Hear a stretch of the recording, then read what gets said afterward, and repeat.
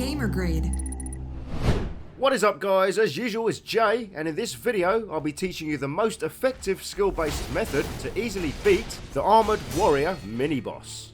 If that sounds good to you, then make sure to punch that thumbs up real good. There are two important things to note about the Armoured Warrior. The first is his health, which cannot be depleted due to his impenetrable armour. This means this battle is all about damaging his posture. The second is there's only one way he can die, and that's to push him off the edge of the walkway during a death blow. If you manage to perform a death blow, but he remains on the walkway, he'll simply replenish half of his posture bar and come back for more. You'll notice when initiating the death blow, you'll perform a jumping kick, which sends him stumbling a few feet in that direction. Make sure to position yourself appropriately before initiating the death blow, so the kick sends him off the side of the walkway rather than down the corridor. I'll quickly explain the only skill you really need for this battle, which is Shadow Rush. This skill makes beating the Armoured Warrior extremely quick and easy, and is the final skill found under the Shinobi Arts skill tree. This powerful long-range thrust attack will allow you to safely close the distance and deal 5 unanswered blows in quick succession, dealing a large amount of posture damage with each use.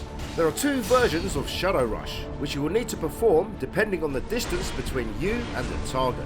The first version is a shorter range version and is performed by a quick tap of both the deflect and attack buttons.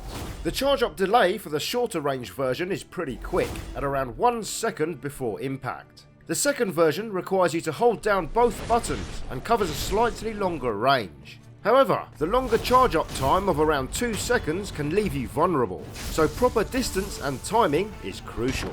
Either way, you want to make sure Shadow Rush's initial hit finds its target, which will then automatically deal a second blow while catapulting you high into the air, opening up the window for a further 2 aerial attacks. If Shadow Rush's initial hit does not connect, then none of this can take place and you are simply left wide open for counter. The second completely optional but highly effective attack is the Loaded Axe Prosthetic, preferably with the associated Fang and Blade skill unlocked. Fang and Blade is found under the Prosthetic Art skill tree and will allow a second powerful blow for no additional cost in Spirit Emblem. This is pulled off by pressing the right trigger to perform the usual Loaded Axe attack, then immediately pressing the regular attack button to perform the free powerful second hit which Fang and Blade grants. I will explain shortly when best to use this powerful attack combination. The Armoured Warrior only has one perilous unblockable, which is a perilous thrust attack. This can easily be avoided by dodging backwards or to the side, or Makiri countered for posture damage, or if your timing is on point, deflected. When the Armoured Warrior first appears, immediately lock onto him, then sprint forward to get into range, to perform a quick tap Shadow Rush before he has a chance to position himself in the centre of the walkway. When the first hit connects, you will automatically flip into the air while dealing a second blow. At this point, keep spamming the attack button to deal a further 2 attacks while in the air, as well as a final 5th attack just after landing. As soon as the 5th attack connects just after landing, hold down the block button.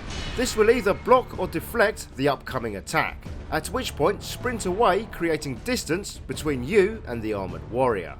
When you hit the Armoured Warrior multiple times in a row, this will usually trigger his Berserk attack sequence. This is easily recognised by him squatting down to a taunting stance. He then runs forward a few steps to slam his sword into the ground 3 times.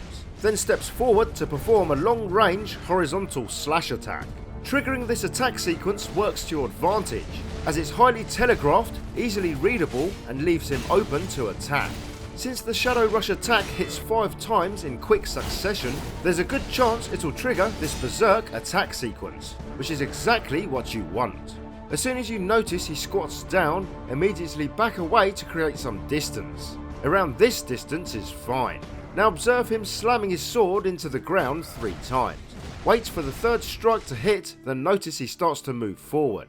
At this point, walk toward him and to his right. You don't need to sprint. He will then lunge straight past you and perform his final blow, completely missing you. While he's off balance, approach him from behind or his flank. Now you want to deal as much posture damage as possible before deflecting and backing away. Here I use the loaded axe with fang and blade, and I'm able to get in both attacks as well as a regular attack. Then I hold the block button to block the upcoming counter, then sprint back to create distance. If you want to save those spirit emblems purely for Shadow Rush, then the thrust attack and other standard attacks work very well. After creating distance, you want to try and bait him to attack.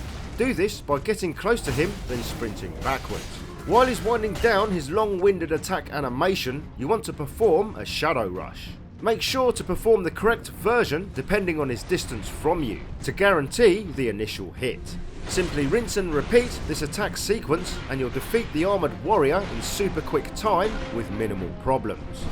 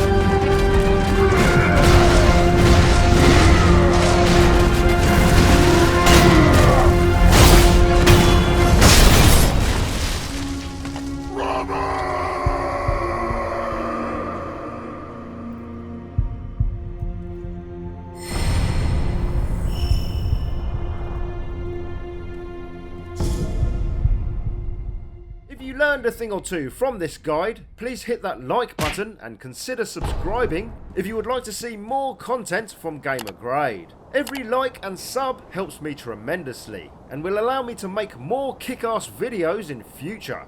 I'm Jay, peace out, and I'll see you in the next one.